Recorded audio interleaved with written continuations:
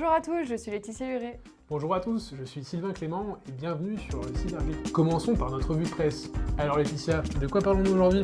Dans cette édition, nous parlerons tout d'abord du panorama des cybermenaces publié par l'ANSSI, de ses recommandations vis-à-vis du conflit ukrainien et enfin de la récente attaque à l'encontre du géant Samsung. Le 8 mars, l'ANSSI a publié son panorama des cybermenaces de l'année 2021.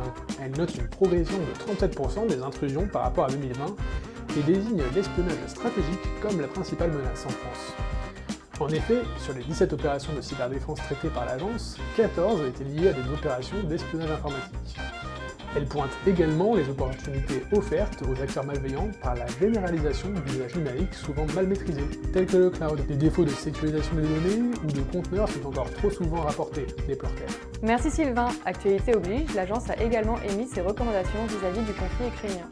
Les entreprises et les administrations doivent être particulièrement vigilantes face aux éventuelles cyberattaques dans son contexte. Parmi les recommandations à suivre figure l'instauration de l'authentification forte, la cartographie des systèmes, la mise en place d'un système de supervision des événements journalisés. N'hésitez pas à vous rendre sur son site pour avoir plus de détails. La dernière actualité de ces JT, c'est l'attaque du géant Samsung, victime du groupe de cybercriminels Lapsus qui leur aurait dérobé 190 gigas de données sensibles, telles que des codes sources de certaines technologies et numériques. Les informations des clients n'auraient cependant pas été touchées, d'après l'entreprise coréenne. Les cyberattaquants ont divulgué l'ensemble des données volées, faute de paiement de la rançon demandée. Nous rappelons qu'il est déconseillé de payer la rançon exigée par ce type d'acteurs, car vous n'avez aucune garantie de leur part et encouragez ce type d'attaque. Merci Sylvain. Passons maintenant à l'actualité de l'entreprise. Début mars, Formind Africa et Middle East et Formind Espagne étaient présents au Mobile World Congress à Barcelone pendant 4 jours, sur le pavillon marocain. Ils ont pu rencontrer de nombreux prospects et partenaires, ainsi que découvrir les dernières actualités technologiques en termes de sécurité, connectivité et téléphonie.